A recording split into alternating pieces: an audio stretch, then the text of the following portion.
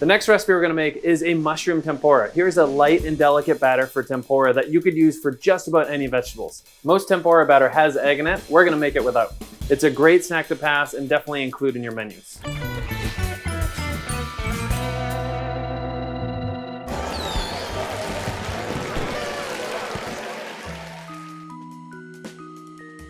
All right, so we're gonna start off with a bit of all-purpose flour. Okay, then we're gonna use a little bit of cornstarch. Alternatively, you can also use rice flour if you're going for a gluten-free option. I'm gonna go ahead and use a little bit of toasted black sesame seeds. I'm gonna add some sea salt to that. All right. The trick to tempura, you could use regular water and it's gonna have a little bit of a thicker batter once it's actually fried. But what I like to use a bubbly water. And this is gonna really create those sort of air pockets that tempura is known to having. So I'm gonna whisk in some bubbly water here. And you want it to be almost like a crepe-like batter. You can see just the bubbles in general in that batter really carry over to when they are fried. I'm gonna go a little bit thinner than this.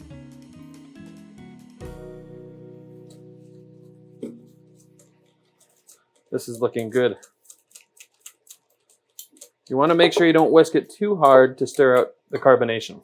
You can use just about any vegetable. I like to use mushrooms with this one. These are a cluster oyster mushroom. These are great to actually pass or to have around as a snack. So they're small clusters or single oysters here. So you want to make sure it's nice and hot.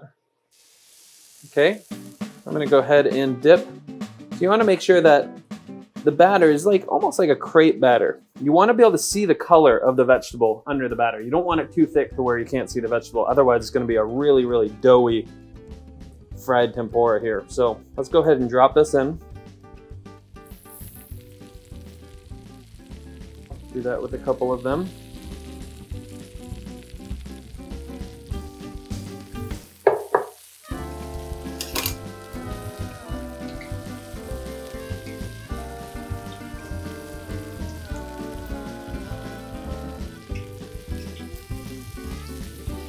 All right, so that looks good.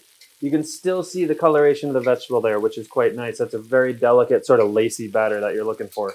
I like to use a little bit of paper towel to strain these, okay? Okay, so I'm just gonna place these on here as they're fried, set those aside. Let's go ahead and make a couple more here.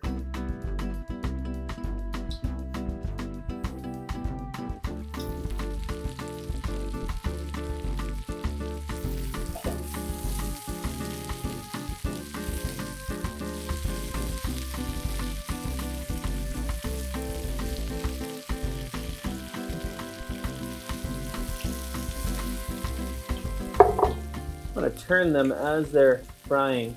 Make sure that you get consistent frying on top and bottom. Oh, these are so good. I don't deep fry much, but tempura is certainly an exception. They only need about 2 minutes being fried and then they're good to go. Let's get my paper towel over here. Let them drain for a moment. I love to use oyster mushrooms because the shape of them is so beautiful. And especially when you get those little clusters, like look at that, it's such a pretty little nugget there. And they're great to just grab, opposed to just the regular buttons.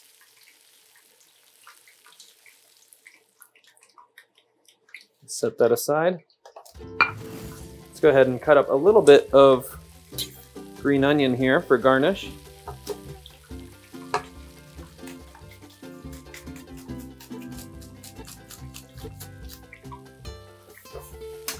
So when you're using fry oil, I like to use a neutral oil, whether it's peanut oil, canola oil works as well.